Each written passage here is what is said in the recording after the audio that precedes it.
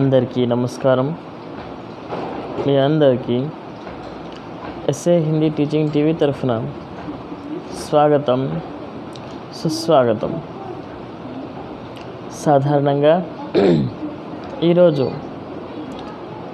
AP Telangana states ఇద్దరికీ కూడాను 11th lesson Jal Hi Jeevan Shri Prakash గారు రాసినటువంటి లెసన్ జల్ హీ జీవన్ అనేటువంటి లెసన్ చెప్పబోతున్నాను. జాగ్రత్తగా అర్థం చేసుకుంటారని, ఇంట్రెస్ట్గా ఉంటుందని, మీరందరూ జాగ్రత్తగా అబ్జర్వేషన్ చేసి బాగా విని పర్ఫెక్ట్గా నేర్చుకుంటారని చెప్తూ Jal Hi Jeevan high lesson start చేస్తున్నాను. లెసన్ స్టార్ట్ చేసే ముందు ఇంపార్టెన్స్, అసలు లెసన్ పేరు ఏ విధంగా ఉంది, ఉన్ముఖీకరణ ఎట్లా ఉంది, ఉద్దేశం ఎట్లా ఉంది, విశేష ఎట్లా ఉంది, ఈ విషయాలన్నిటి మీద మనం ఫోకస్ చేద్దాం. సాధారణంగా జల్ హీ జీవన్ హే అనేటువంటి లెసన్, దానికి మనం అందరం తెలుసుకోవాల్సినటువంటి టాపికే ఇది. సాధారణంగా టైటిల్లోనే ఉంది జల్ హీ జీవన్ హే, నిజమే కదా. నీరు ఉంటేనే జీవితం ఉంటుంది. నీరు లేకపోతే మనం జీవించగలుగుతామా? జీవించలేము. నీరు ఉంటేనే మనం ఏదైనా జీవించగలుగుతాం, లేకపోతే జీవించలేము. నీరు ఉదయం లేచినప్పటి నుంచి సాయంత్రం పడుకునేదాకా నీరు గనక లేకపోతే మనం దేనికి పనికిరాము. ఇది వాస్తవం. అందువల్లే జీవితంలో నీరే జీవితము అంటున్నాడు. 1 గంట, 2 గంటలు, 3 గంటలు, 4 గంటలు, 1 week, 1 day, 2 days, 3 days, 1 week వరకు నీళ్ళు లేక ఉండొచ్చేమో, కానీ నీళ్ళు లేకుండా అసలు ఉండలేం. నీళ్ళు లేకపోతే మనం చచ్చిపోతామని చెప్పి కూడా మనకు తెలుసు. కాబట్టి లెసన్ పేరే జీవితం అంటేనే నీళ్ళే జీవితము అని చెప్పి పెట్టడం జల్ హీ జీవన్ హే, నీళ్ళే జీవితము అని చెప్పి ఇక్కడ లెసన్ పేరు టైటిల్ పెట్టడం జరిగింది. దాన్ని రాసింది డాక్టర్ శ్రీ ప్రకాష్ గారు రాశారు. చాలా ఇంట్రెస్టింగ్ లెసన్. అయితే ఇక్కడ ఏక్ పేడ్ ఏక్ జిందగీ అని పెట్టాడు ఒక టైటిల్. నిజమే కదా. ఒక వృక్షాన్ని కనుక మనం నాటినట్లయితే ఆ వృక్షం పెరిగి పెరిగి పెరిగి పెద్దదయ్యి ఎంతోమందికి నీడనిస్తూ ఉంటుంది. ఆ నీడ ద్వారా కాలుష్యం తగ్గి మేఘాలు బాగా మేఘావృతం అయిపోయి ఆటోమేటిక్గా ఏమైపోతుంది, వర్షాలు తొందరగా బాగా పడుతాయి. ఆ వర్షాలు పడిన తర్వాత ఆటోమేటిక్గా భూగర్భ జలాలు పెరిగిపోతాయి. ఆ భూగర్భ జలాలు పెరిగిన తర్వాత ఆటోమేటిక్గా మనకు నీళ్ళు అనేవి ఆటోమేటిక్గా వస్తాయి అని చెప్పడం జరుగుతుంది. కాబట్టి ఇక్కడ నేను చెప్పదలుచుకుంటుంది ఏంటి అంటే, జీవితం ఉన్ముఖీకరణలో ఒకటే చెప్పాడు, ఏక్ పేడ్ ఏక్ జిందగీ, ఒక చెట్టు ఒకళ్ళ జీవితము అని అంటున్నాడు.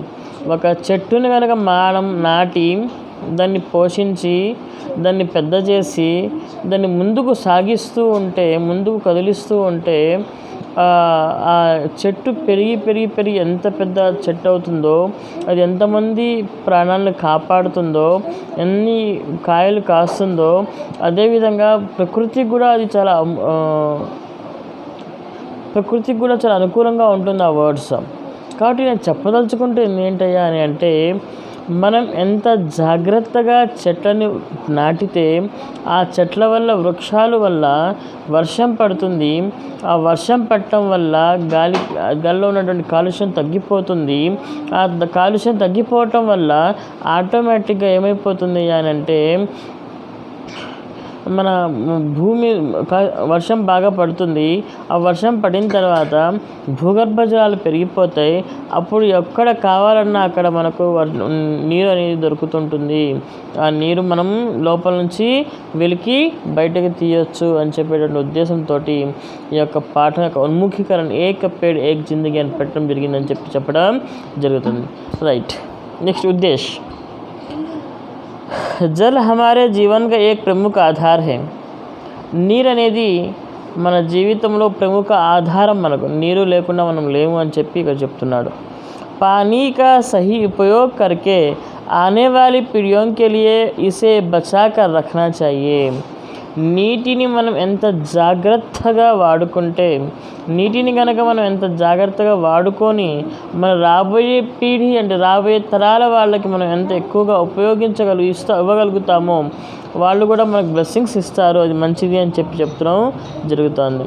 इस विषय को लेकर पानी का महत्व व उपयोग और पानी संबंधी जानकारी दी जा रही है. అందులో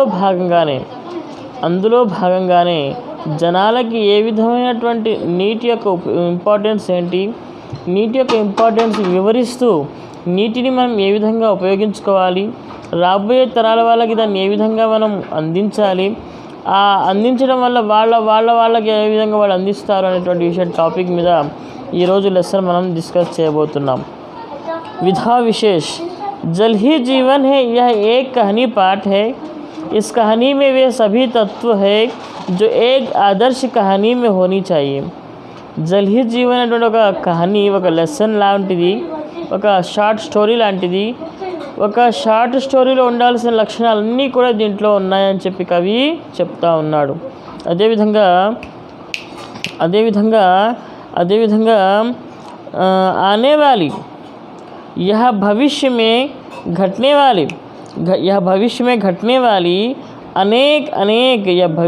घटने वाली काल्पनिक घटनाओं को आधार बनाकर जल के महत्व को और अधिक बढ़ा दिया गया है. ఫ్యూచర్లో ఏవేవైతే జరగబోతా ఉన్నాయో ఆ ఫ్యూచర్లో జరగబోయే విషయాలని క్రోడీకరించి ఈ లెసన్లో చెప్పడం ద్వారా ఈ ఫీలింగ్స్, ఆ ప్రాబ్లమ్స్ ఏవైతే ఉన్నాయో మనం ముందే అర్థం చేసుకొని రాబోయే వాళ్ళందరికీ కూడాను మనం హెల్ప్ అవుతాము అని చెప్పి చెప్పడానికి ఈ యొక్క లెసన్ పెట్టడం జరిగింది. ఇప్పుడు కరెంటు కష్టాలు ఉన్నాయి, నీటి కష్టాలు ఉన్నాయి, ఇలా చాలా ఉన్నాయి. వాటన్నిటి నుంచి కూడా మనం బతకాలి అంటే మనమే కాదు, మన ముందు రాబోయే తరాల వాళ్ళు కూడా బతకాలి అని అంటే కంపల్సరిగా ఏదో ఒక రకమైనటువంటి మనం ముందు జాగ్రత్తతో ఉండాలి. ఆ ముందు జాగ్రత్తలో భాగంగానే కవి ఇక్కడ చాలా గ్రేట్గా, చాలా మంచిగా ముందు జాగరూకత చేస్తున్నాడు. ముందుగా మనకు అనిపిస్తున్నాడు, ముందుగా మనకు ఒక ప్లానింగ్ చేసుకోమని చెప్పడానికి ఈ లెసన్ని మనకు పెట్టాడు అని చెప్పడం జరుగుతుంది. यह सच है कि कहनी सदा बच्चों की प्यारी विधा रही है. इसी कारण जल का महत्व इस विधा में प्रस्तुत किया जा रहा है. పిల్లలకి షార్ట్ స్టోరీస్ అంటే ఎంతో ఇష్టము. ఆ షార్ట్ స్టోరీస్ అంటే ఎంత ఇష్టమో ఆ ఇష్టంలో భాగంగానే పిల్లలకి ఆ ఇష్టమైనటువంటి షార్ట్ స్టోరీ రూపంలోనే ఈ యొక్క స్టోరీ పెట్టడం జరిగింది. ఈ lesson Jal Hi Jeevan he lesson పెట్టడం జరిగింది. ఈ విధంగా పిల్లలకి హెల్ప్ అవుతుంది, అదేవిధంగా పెద్దలకి హెల్ప్ అవుతుంది, అదేవిధంగా అందరికీ హెల్ప్ అవుతుంది అనే ఉద్దేశంతో ఈ లెసన్ పెట్టడం జరిగింది. కాబట్టి కొంచెం జాగ్రత్తగా అర్థం చేసుకొని మన రాబోయే తరాల వాళ్ళకు కూడాను ఏ విధంగా మనం ఉపయోగపడాలి అని చెప్పేటువంటి ఉద్దేశంతో ఇక్కడ మనం మాట్లాడటం జరుగుతుంది. लेखक परिचय. श्री प्रकाश हिंदी के जाने माने लेखक है. इन्होंने विज्ञान विषय संबंधी ढेर सारे निबंध लिखे हैं. इनके निबंध विचारोत्तेजक है. प्रस्तुत रचना संचार माध्यमों के लिए विज्ञान नामक पुस्तक से ली गई है.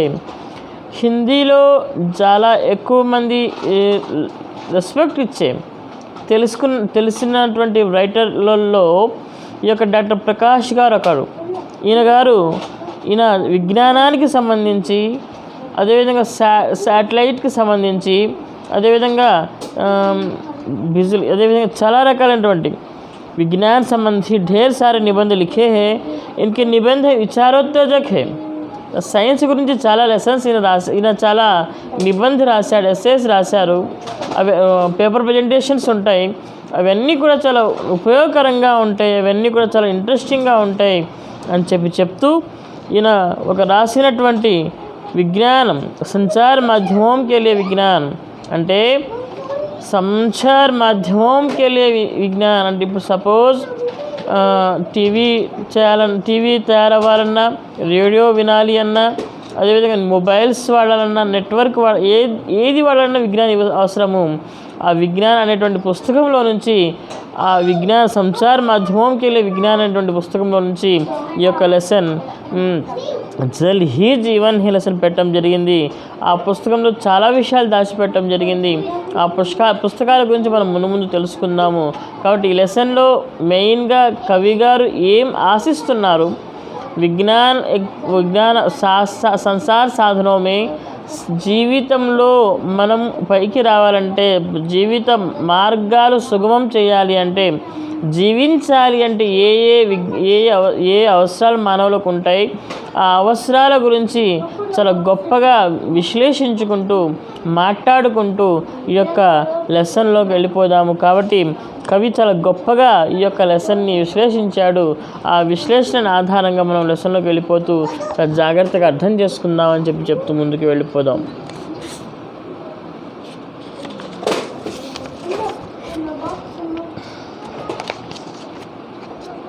विषय प्रवेश। दुनिया की सभी भाषाओं में जल के अलग अलग नाम हैं. साधारणंगा दुनिया की सभी भाषाओं में जल के अलग अलग नाम हैं. సాధారణంగా ప్రపంచంలో నీటికి ప్రపంచంలో చాలా దేశాలు ఉన్నాయి. ఆ దేశాల్లో ఆ దేశానికి సంబంధించినటువంటి వివిధ రకాల పేర్లు నీటికి ఉన్నాయి. అంటే ఏ దేశంలో ఆ దేశానికి సంబంధించినటువంటి నీటికి సంబంధించిన పేర్లు ఉన్నాయి. కింటూ సబ్కి ప్యాస్ ఏక్ హై. వివిధ పేర్లు ఉండొచ్చు నీటికి. మన భాషలో నీరు అంటాం, అదేవిధంగా కొన్ని భాషలు పానీ అంటారు, కొన్ని భాషల్లో ఇంకో రకంగా అంటారు. కానీ అన్ని దేశాలలో కూడాను, ప్రపంచం మొత్తానికి కూడాను ప్యాస్ అంటే దప్పిక అనేది కంపల్సరీగా అవుతుంది. అందరికీ ఒకే రకమైనటువంటి దప్పిక అవుతుంది అని చెప్పి ఇక్కడ ఉద్దేశం. జల్కే బినా జీవన్కి కల్పన కన్నా అసంభవ్ హై. ఎస్, నీరు లేకుండా జీవితాన్ని కల్పితం చేసుకోవడమే అనవసరము, వేస్ట్ అంటున్నాడు. అంటే జీవితము అనేది ఎంత ఇంపార్టెంట్గా ఉంటుందో, జీవితంలో బతకాలి అని అంటే, జీవించాలి అని అంటే నీరు లేకుండా మనం బతకలేము. నీరు లేకుండా జీవితాన్ని ఊహించుకోవడమే కష్టము అని చెప్పి ఇక్కడ కవి చెప్తున్నాడు. జల్ మే జీవన్ బస్తా హై ఔర్ జీవన్ మే జల్ కా మహత్వ హై. జల్ మే జీవన్ బస్తా హై. నీటితోనే జీవితం నడుస్తుంది. నీరు లేకుండా ఒక్క క్షణం కూడా మన జీవితం ముందుకు సాగదు అని చెప్తున్నాడు. प्रस्तुत पाठ में इसी विषय को जगाकर उजागर करने के प्रयास किया गया है.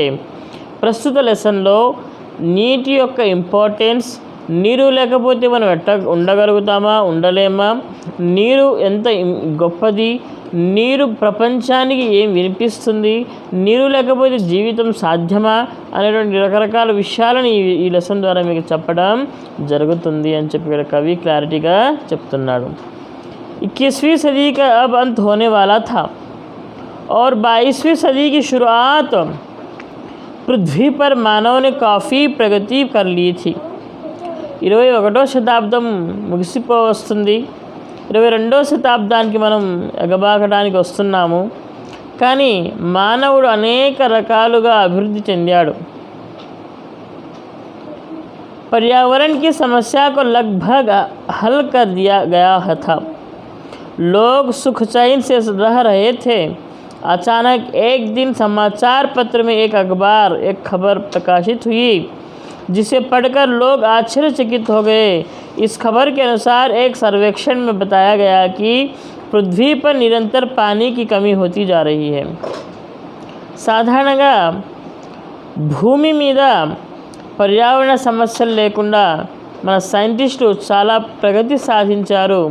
చాలా గొప్పగా వాళ్ళ విషయాలు చెప్తూ ఉన్నారు.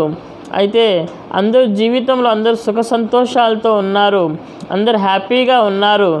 అయితే ఒకరోజు అనుకోకుండా వార్తాపత్రికల్లో ఒక న్యూస్ వచ్చింది. ఆ న్యూస్ చూసిన తర్వాత అందరూ కూడా హైరాన్ హోగయే, అంటే చాలా టెన్షన్ పడ్డారు అని చెప్పి ఇక్కడ చెప్తూ ఉన్నాడు. ఏంటి ఏమొచ్చింది ఆ యొక్క పేపర్స్లో అంటే, రోజు రోజుకి భూగర్భ జలాలు తగ్గిపోతూ ఉన్నాయి, నీటి మట్టాలు తగ్గిపోతూ ఉన్నాయి, అంటే నీటి సమస్య రాబోతూ ఉంది అని చెప్పి పేపర్లో పడిందనమాట. అంటే పర్యావరణం ఎంత బాగున్నా, కాలుష్యాన్ని మనం ఎంత తగ్గించినా, వర్షాలు పడకపోతే నీటి భూగర్భ జలాలు తగ్గిపోతాయి. నీటిని ఎంత జాగ్రత్తగా వాడుకుంటే ఆ యొక్క భూగర్భ జలాలను మనం ముందుకు తీసుకెళ్ళవచ్చు అని చెప్పి ఇక్కడ, అంటే భూగర్భ జలాల యొక్క తక్కువ అవటం అనేది నిజంగా ఒక బ్యాడ్ న్యూస్గానే మనం గ్రహించాల్సి ఉంటుంది. भूवैज्ञानिक थे, वे अपने दोस्तों साथ बगीचे में बैठे पानी की इस समस्या पर चर्चा कर रहे थे. కొంతమంది భూవైజ్ఞానికులు, కొంతమంది భూ సైంటిస్టులు, కొంతమంది ఆస్ట్రాలజర్స్, చాలామంది సైంటిస్టులు, అదేవిధంగా పైన వైజ్ఞానికమైనటువంటి అంటే సైంటిస్టులు చాలామంది ఫ్రెండ్స్ ఉంటారు ఒకరికొకళ్ళు.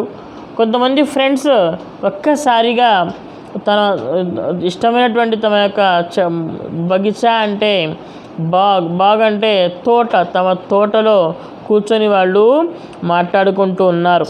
కుछ देर बाद शाम ढल गई, చాలాసేపు మాట్లాడుకున్న తర్వాత షామ్ ఢల్ గయి అంటే సాయంకాలం అయిపోయింది. और सभी लोग अपने अपने घर चले गए, అందరూ వాళ్ళ ఇళ్ళకి వెళ్ళిపోయారు. प्रोफेसर दीपेश वही लॉन पर बैठे आकाश की ओर देखकर कुछ सोच रहे थे. ప్రొఫెసర్ దీపేష్ అనేటువంటి వ్యక్తి సాయంత్రం అయినా అందరూ ఇళ్ళకి వెళ్ళిపోయినా కూడాను ఆయన మాత్రం అక్కడే కూర్చొని ఏదో ఆలోచిస్తూ ఉన్నాడు. पर बैठे आकाश की लगे अपने घर चले गए. प्रोफेसर दीपेश लान पर बैठे और आकाश की देखकर कुछ सोच रहे थे कि अचानक उनकी नज़र एक तारे पर पड़ी तो नाचता हुआ पृथ्वी की ओर आ रहा था. पृथ्वी पर उतरते उतरते वह पुनः आकाश की ओर मुड़ गया. ఆయన చూస్తూ ఉండగానే ఒక నక్షత్రం లాగా పైన ఆకాశంలో నుంచి కిందకు వస్తూ ఉన్నట్టు అనిపించింది. మళ్ళీ అదే నక్షత్రం మళ్ళీ పైకి పోతున్నట్టుగా అనిపించింది. ఎవరికి? ప్రొఫెసర్ దీపేష్కి. ఆయన అందరూ సైంటిస్టులు లాగా బయటే కూర్చున్నారు, చల్లటి గాలికి కూర్చున్నారు, అందరూ లోపలికి వెళ్ళిపోయినారు. కానీ ఆ ప్రొఫెసర్ దీపేష్ బయటే తన యొక్క వరండాలో కూర్చొని ఆకాశం వైపు చూస్తూ ఆలోచిస్తూ ఉన్నారు. ఆలోచించే మధ్యలో ఏం జరిగింది అక్కడ సాధారణంగా ఏదో ఒక నక్షత్రం లాగా కిందకు వస్తుంది, మళ్ళీ పైకి వెళ్ళిపోయింది. ओह यह तो कोई यान है, पर पृथ्वी पर ऐसा यान का अभी आविष्कार ही नहीं हुआ है, फिर यह यान कहाँ से आया? इस प्रश्न का उत्तर कुछ समझ में आने पर प्रोफेसर दीपेश के होश उड़ गए और दौड़ अपने कमरे में चले गए. उन्होंने अपने मित्र प्रोफेसर विकास को फ़ोन किया और अपने घर बुलाकर सारी बात बताई. మరి భూమి మీద ఎటువంటి వస్తువు కానీ ఇలాంటి వాహనం కానీ తయారు చేయలేదే, ఇది ఎక్కడి నుంచి వస్తుంది అని చెప్పి ఒక్కసారిగా ఆలోచించుకునేటప్పటికే తన ఆలోచన అర్థమయ్యేటప్పటికే తనకు మైండ్లోకి మాట అర్థమయ్యేసరికి బాగా లేట్ అయిపోయింది. బాగా హైరాన్ అయిపోతూ రూమ్లోకి ఉరుకుతూ వెళ్ళి వాళ్ళ ఫ్రెండ్కి ఫోన్ చేస్తాడు. ఆ ఫ్రెండ్ని ఇంటికి పిలిపిస్తాడు. ఇంటికి పిలిపించి తను చూసిందంతా చెప్తాడు. प्रोफेसर दीपेश की बातें सुनकर प्रोफेसर विकास को ज़्यादा आश्चर्य नहीं हुआ, क्योंकि वे ब्रह्मांड के अन्य ग्रहों पर जीवन का खोज में लगे हुए थे. उन्हें विश्वास था कि यह अनंत ब्रह्मांड में हम अकेले नहीं हैं, किसी न किसी ग्रह पर जीवन जरूर है. प्रोफेसर దీపేష్ చెప్పినటువంటి మాటలు విన్న తర్వాత వికాస్కి ఎటువంటి ఇబ్బంది అనిపించలేదు. రేస్ ఆయనకు ఒక విషయం మీద డిస్కస్ చేస్తున్నాడు. ఆయన కొన్ని విషయాల మీద రీసెర్చ్ చేస్తున్నాడు. ఏంటి అని అంటే ఇక్కడ ఎవరైతే ఉన్నారో, ఇక్కడ ఎవరైతే మన భూమి మీద మాత్రమే కాదు, ఇతర భూమండలం మీదే కాదు, ఆకాశ మండలం మీద, చంద్రమండలం మీద, లోపల చాలా రకాలుగా జనాలు ఎక్కడో అక్కడ జీవించే ఉంటారు. జనాలు ఎక్కడ పడితే అక్కడ ఉంటున్నారు. కాబట్టి మనం ఒక్కళ్ళమే భూమండలం మీద ఉన్నట్టు ఫీల్ అవ్వకూడదు అని చెప్పి అనిపిస్తూ ఆశ్చర్యం ఏం అనిపించలేదులే, కానీ ఎవరో మనుషులే అయి ఉంటారులే అని చెప్పి తను సైలెంట్గా ఉన్నాడు. ఆ తర్వాత ఇద్దరు కూడా ఏం చేస్తారో చూద్దాం. प्रोफेसर विकास अगली शाम को प्रोफेसर दीपेश के साथ उनके ही बाग में बैठकर प्रतीक्षा कर रहे थे कि शायद वह अंतरिक्ष यान दोबारा इस रास्ते पर से गुजरा। उनका इंतज़ार करना व्यर्थ नहीं गया। दोबारा वह अंतरिक्ष यान उसी रास्ते से गुजरा, लेकिन यह इस बार वापस अंतरिक्ष में नहीं गया, वह बाग में ही उतरा। प्रोफेसर दीपेश और प्रोफेसर विकास आश्चर्यचकित हो गए, उस यान को देख रहे थे। दोनों सोचने लगे कि यह यान यहाँ क्यों उतरा, इस प्रकाश पृथ्वी का चक्कर लगाने का क्या मतलब हो सकता है। क्या यह कोई जासूसी यान है जो पृथ्वी को जासूसी करने आया है, या पृथ्वी पर किसी हमले की तैयारी करने के लिए। क्या हम जैसे बुद्धिजीवियों को वे अपहरण करना चाहते हैं। जैसे ऐसे कोई प्रश्न उनके दिमाग में बिजली की भांति दौड़ रहे थे। तभी उस अंतरिक्ष यान का दरवाज़ा खुला और एक मानवाकृति बाहर आई, जो हूबहू पृथ्वी वासियों जैसी थी, लेकिन आकार में बड़ी थी। వాళ్ళిద్దరూ కూర్చొని వాళ్ళు ఎట్లా వస్తారు ఏంటి ఒకసారి చూద్దాము అని చెప్పి ప్రొఫెసర్స్ ఇద్దరు కూడా కూర్చునేటప్పటికీ యాజ్ ఇట్ ఈజ్గా ఆ యొక్క విచిత్రమైనటువంటి ఉపగ్రహం నుంచి ఒక విచిత్రమైనటువంటి వాహనంలో వాళ్ళు వస్తారు. ఆ ఏ తోటలో అయితే వాళ్ళిద్దరు ప్రొఫెసర్ వికాస్ అండ్ దీపేష్ కూర్చున్నారో అదే తోటలో వాళ్ళు దిగుతారు. దిగినప్పుడు వీళ్ళ మెదడులో చాలా ఆలోచనలు ఉన్నాయి.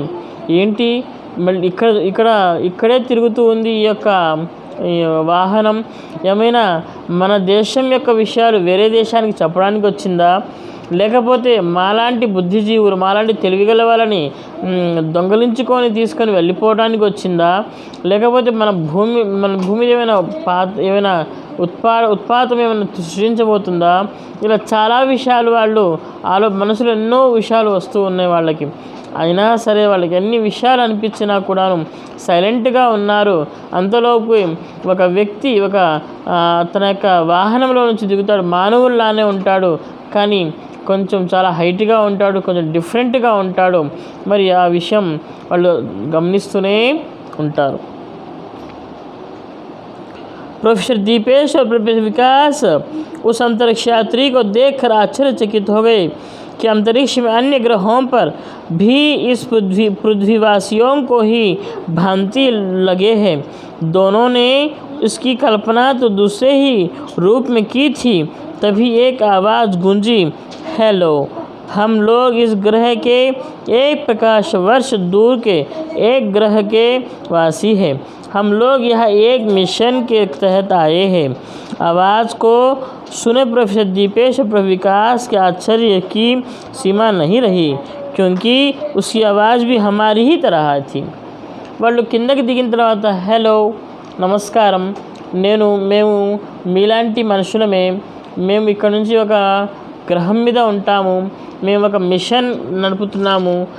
మిషన్ అంటే సాధారణంగా ఏదైనా ఇంపార్టెంట్ విషయాన్ని, ఇంపార్టెంట్ పనుల్ని వాళ్ళు మిషన్ అంటారు.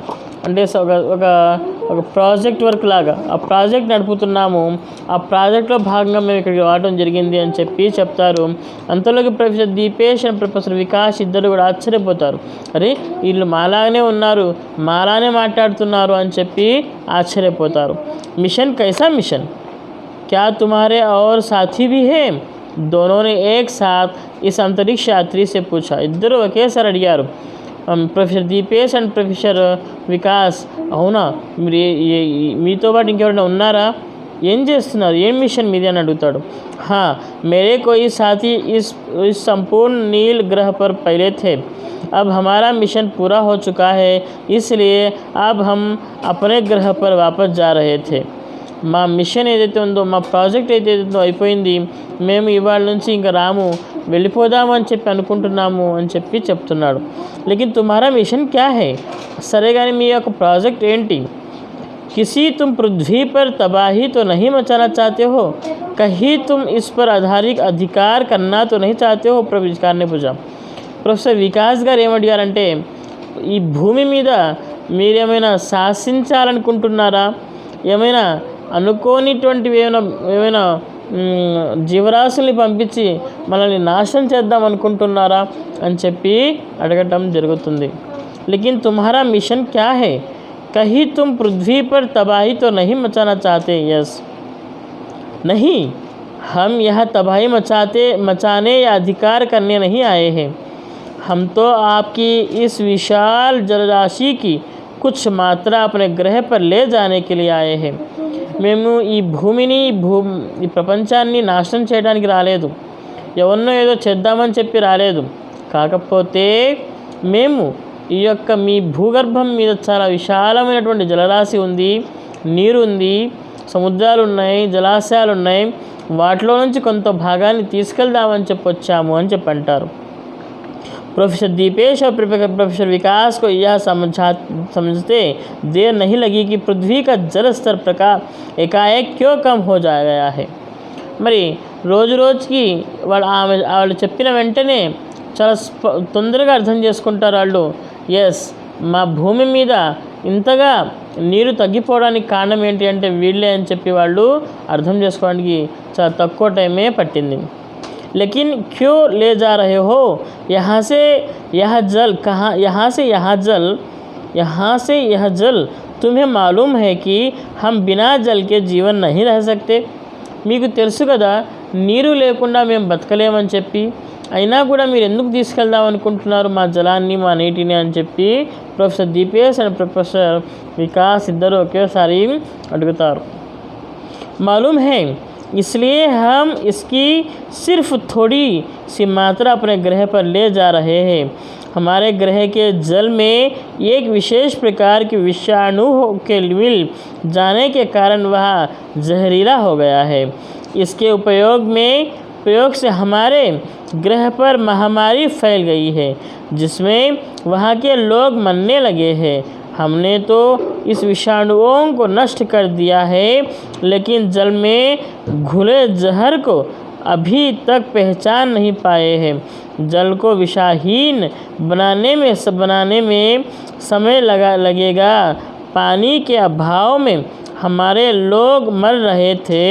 अपने अस्तित्व के लिए हमने निर्णय लिया कि हम जल्द से जल्द अन्य किसी ग्रह की खोज कर वहाँ का पानी अपने ग्रह पर ले जाएंगे, अपने ग्रह के लोगों को जीवन बनाएंगे.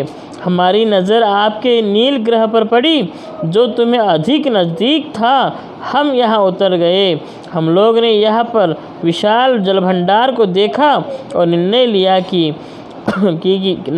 किया कि जब तक हमारे ग्रह पर पानी शुद्ध नहीं हो जाता तब तक वह लोग यहीं से जल को अपने ग्रह पर ले जाएंगे. हम लोग लगभग 1 सप्ताह से जल को विशेष यान का सहायता से ले जा रहे हैं. हम लोग अपने मिशन चुपचाप पूरा करना चाहते थे. సాధారణంగా మా యొక్క గ్రహం మీద కూడాను యాక్చువల్లీ ఉంది, ఏముంది, మా యొక్క గ్రహం మీద కూడా నీళ్లు ఉన్నాయి. కాకపోతే ఆ నీళ్ళలో విషవాయువు అనేది ఒకటి విషవాయువు ఉంది. ఆ విషవాయువు వచ్చింది, అందువల్ల అది నీళ్లు పనికిరాకుండా పోతున్నాయి. ఆ పనికిరాకుండా పోతున్నటువంటి సందర్భంలోనే మేము కంపల్సరీ పరిస్థితుల్లో ఈ యొక్క నీటిని తీసుకెళ్ళాలని చెప్పి నిర్ణయించుకున్నాము. తీసుకెళ్తున్నా. ఎవరికి తెలియకుండా ఈ నీటిని తీసుకెళ్దాం అనుకున్నాను, కానీ అన్ఎక్స్పెక్టెడ్గా ఈ నీటిని తీసుకెళ్లాల్సినటువంటి పరిస్థితి వచ్చింది అని చెప్పి ఇక్కడ కవి చెప్తా ఉన్నాడు. అక్కడ ఆ మనుషులు చాలా జాగ్రత్తగా ఉన్నది ఉన్నట్టుగా విపులంగా వివరిస్తూ ఉన్నారు. वह बोला, मैं यहाँ का राजा होने के नाते आपसे माफ़ी मांगता हूँ. हम लोग ने बिना आपकी अनुमति के आपकी मालूम अमूल्य जलनिधि को चुराया और अपने ग्रह पर ले गए. अंतरिक्ष यात्री अपने बातें समाप्त कर अपने यान से बैठकर अंतरिक्ष की ओर उड़ चले. प्रोफेसर दीपेश और प्रोफेसर विकास टकटकी लगाए इस अंतरिक्ष यान के बारे में सोच रहे थे. कुछ ही क्षणों में वह अंतरिक्ष यान उनकी आंखों से ओझल हो गया. अचानक प्रोफेसर विकास की नज़र एक वस्तु पर पड़ी. उस पर लिखा था, हम आशा है कि आप लोग ने हम अंतरिक्ष जलचरों के माफ़ कर दिया होगा. आपसे प्रार्थना है कि आप अपने जलाशयों को साफ और सुरक्षित रखें ताकि आपको भी हमारी तरह जलचोर ना बनना पड़े. आप ही अंतरिक्ष जलचोर मित्र, आप ही का जलचोर संचार माध्यमों के लिए विज्ञान. సాధారణంగా ఈ యొక్క వాళ్ళు తీసుకెళ్తూ అక్కడ ఉన్నటువంటి రాజా, నేను ఆ జలాశయానికి రాజుని, ఆ మండలానికి రాజుని, మేము ఉంటున్నటువంటి ప్రదేశానికి రాజులం అయినా కూడాను ఈ యొక్క జలాశయానికి ఈ యొక్క నీటికి నేను తీసుకెళ్తున్నాను, మీకు చెప్పకుండా తీసుకెళ్తున్నందుకు మమ్మల్ని క్షమించండి అని చెప్తూ ఇంకో మాట ఏమంటున్నాడు అంటే, దయచేసి మమ్మల్ని క్షమించండి, ఏమనుకోకండి అని చెప్తూ ఇంకో విషయం చెప్తున్నాడు. మమ్మల్ని క్షమించండి, మీకు చెప్పకుండా తీసుకెళ్తున్నానని చెప్పి ఫ్యూచర్లో ఎప్పుడైనా సరే మేము మళ్ళీ ఇటు రాము, వచ్చినా కూడాను చాలా జాగ్రత్తగా వచ్చి తీసుకెళ్తామని చెప్తూ, మీరు కూడా మీ యొక్క జలాశయాన్ని జాగ్రత్తగా పెట్టుకోండి, మీ యొక్క నీటిని ఎవరు అంటే నష్టపోకుండా చూసుకోండి, ఎటువంటి క్రిమి సంహారకాలు రాకుండా చూసుకోండి, లేకపోతే మీరు కూడా మాలాగా నీటి దొంగలుగా మారాల్సి ఉంటుంది అని చెప్తూ ఇక్కడ ఇంకో విషయం క్లారిటీగా చెప్తున్నాడు. దయచేసి మీ నీటిని మీరు సమృద్ధిగా వాడుకోండి, చాలా జాగ్రత్తగా వాడుకోండి, ఉన్నాయి కదా అని ఎట్లా పడితే ఎట్లా వాడుకోకండి. కాబట్టి మీరు ఈ నీరు ఎప్పుడు పడితే అప్పుడు రావు.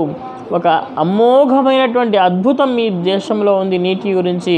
ఆ నీటి యొక్క అమోఘమైన అద్భుతమైన నీరు మీకు ఉంది కాబట్టి చాలా జాగ్రత్తగా వాడుకోండి అని చెప్తూ, మాలాగా మీరు కూడా నీటి దొంగలుగా మారకండి అని చెప్పి, అంటే ఇక్కడ టోటల్గా చెప్పదలుచుకుంటుంది ఏంటంటే, మీ నీతి ఏంటంటే ఈ లెసన్లో నీరు ఏదైతే ఉందో ఉన్నప్పుడు చాలా జాగ్రత్తగా వాడుకోవాలి. నీరే మనకు జీవన ఆధారం, నీరు లేకుండా మనం బతకలేము. కాబట్టి ఉన్నా లేకపోయినా చాలా జాగ్రత్తగా వాడుకుంటూ రాబోయే తరాల వాళ్ళకి మంచినీరు అందించాలనే ఉద్దేశంతో ఈ లెసన్ మీకు పెట్టడం జరిగింది అని చెప్తూ, పిల్లలు మీకు అర్థమైంది అనుకుంటున్నాను. ఈ లెసన్ ఇంతటితో అయిపోయింది. ఈ లెసన్తో 11వ లెసన్ కూడా కంప్లీట్ అయిపోయింది. కాబట్టి ఈ యొక్క నా ఎస్ఏ హిందీ టీచింగ్ టీవీ ఛానల్ని మీరందరూ చాలా లైక్ చేస్తున్నారని, వింటున్నారని, అదేవిధంగా మీ కామెంట్స్ కూడా నాకు వస్తున్నాయి. నిజంగా ధన్యవాదాలు. నా యొక్క లెసన్ ఇంకా నా యొక్క ఈ ఛానల్ని ఎక్కువగా సబ్స్క్రైబ్ చేస్తారని, అదేవిధంగా నా ఛానల్ యొక్క నా ఛానల్ లైక్ చేస్తారని, సబ్స్క్రైబ్ చేస్తారని, అదేవిధంగా షేర్ చేస్తారని చెప్పి ఆశిస్తూ, మీ అందరికీ 10th క్లాస్ స్టూడెంట్స్ అందరికీ కూడా లెసన్స్ అన్నీ బాగా విని మంచి రిజల్ట్ తెచ్చుకుంటారని చెప్పి, అదేవిధంగా ఎస్ఏ హిందీ టీచింగ్ టీవీ ఛానల్ని ఎక్కువగా సపోర్ట్ చేస్తారని చెప్తూ ఇంతటితో ఈ లెసన్ అయిపోయింది, కంప్లీట్ చేశాను. నెక్స్ట్ రేపు ఇంకో లెసన్తో ముందుకు వెళ్దాం. Thank you very much.